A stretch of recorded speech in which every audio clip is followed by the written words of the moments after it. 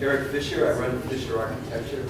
So I've set up my business so that along with the big stuff that we do in the office, we also can do little projects. And I can develop. It's a zero energy house, meaning it balances energy to and from the grid. The reason why it works is because all that glass there is radiating heat into the interior of the home. So a guy named Frank DeLubac supplied the glass. He's from Kittanning. He did the glass for the White House. So it occurred to me that this glass would make great furniture. This is a conventional heating scheme on the right. That would be the way the heat would emanate from a piece of radiant heated glass furniture. It's hot. This is my first design. Because glass is formed in sheets and because it's ductile when it's heated, the ribbon concept seemed to make sense. The thing is, though, when I showed people pictures of this, people found the idea of the electric cord a little disturbing for a chair. So we decided to move forward with batteries. You can see here the battery compartment down below. Why glass? Well, it's clear, moldable, conductive, colorful, inexpensive, and long-lasting, which is all good until you count the weight of this thing. And it is comfortable. But it came out at 95 pounds, and that's uncomfortable, folks, unfortunately. So here's the third design iteration. At this time, we were using copper bus bars to distribute the heat. What is that? Well, what happens is you put a tiny current into these two sheets of metal on either side, and a current is distributed across the chair, and it emanates heat. We needed a client. I've worked with these folks before. Henry Hall's kind of a heavyweight out west for selling furniture, but when I presented the idea to him, fortunately he agreed to sponsor us, or at least act as a client as we ended up moving forward.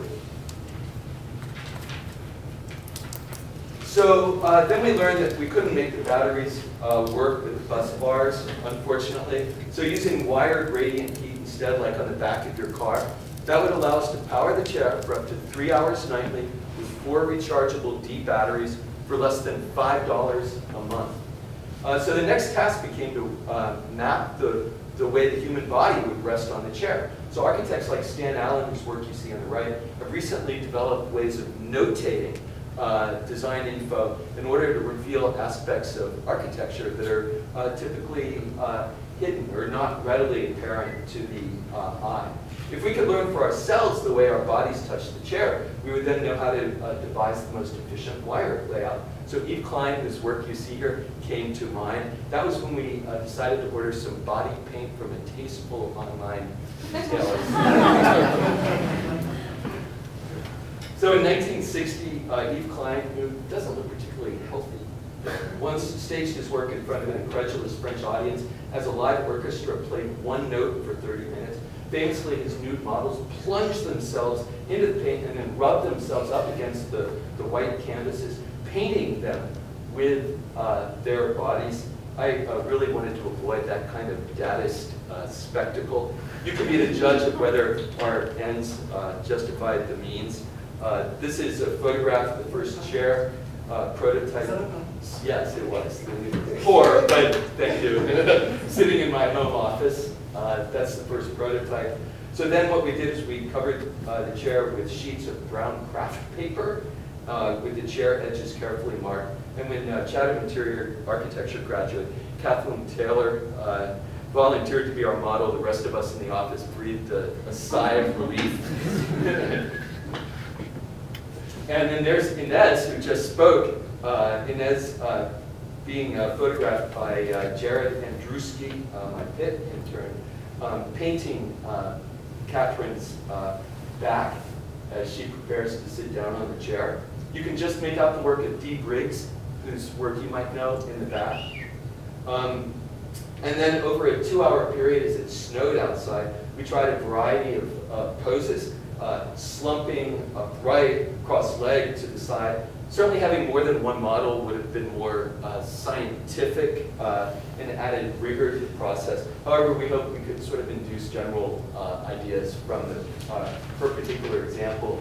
Here's Catherine lying among the completed prints sacrificed on the altar of my exaggerated professional expectations. The self-painted text reads Fisher Arch RG1, short for Radiant Glass 1. After this experience, Catherine decided she was moving to Dubai. She leaves in 2 weeks. Here are the sheets drying in the lobby. I left them up for a couple of days until a friend suggested that they might be a little bit provocative for my more conservative clients. Here's Jared, and then you can see Catherine to the right up here. And these are a couple of Inez's first sketches. The rules were simple, quarter-inch spacing typical. Each line had to be continuous, and similar to Ghostbusters, the paths could not cross. And I'm learning how a quasi-rational generative process can create unexpected results. It's liberating, just ask Maya Lin. Here are our two favorite evolved versions. The analytic pattern on the left resembles an op-art silhouette. The organic pattern on the right brings to mind thumbprints or maybe uncooked hamburger. The initial MSRP is about $900. We're confident that the price is going to go down quickly as we build more of these. $900 per share? Yeah, that's a lot, I know. That's the start. So here are two patterns modeled onto the chair. So I wanted to ask you guys, you're going to be my impromptu focus group. So who prefers the one on the left? Raise your hand. How about clap it? Good. Clap-o-meter? Okay, clap-o-meter, yeah. And who prefers the one on the right? Which one? You could be the judge. The first one. Okay, you guys agree with that? It was close for sure. All right, thank you very much. I appreciate it.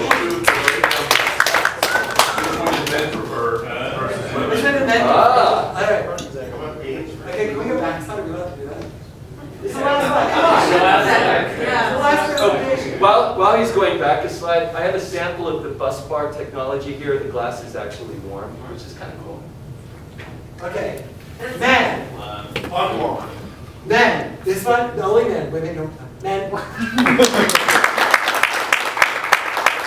Men.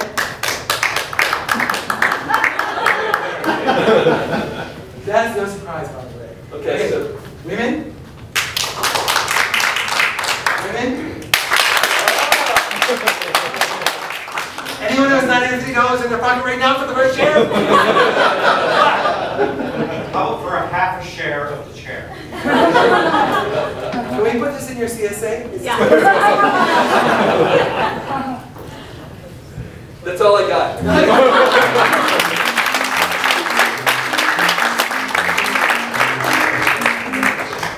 Yes, sir.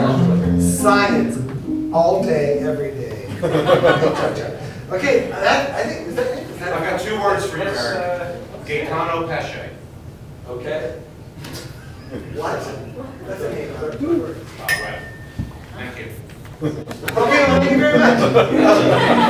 So first of all, 10 presentations tonight. I think all of them, well, maybe not all of them are pretty awesome. 8 of them were good.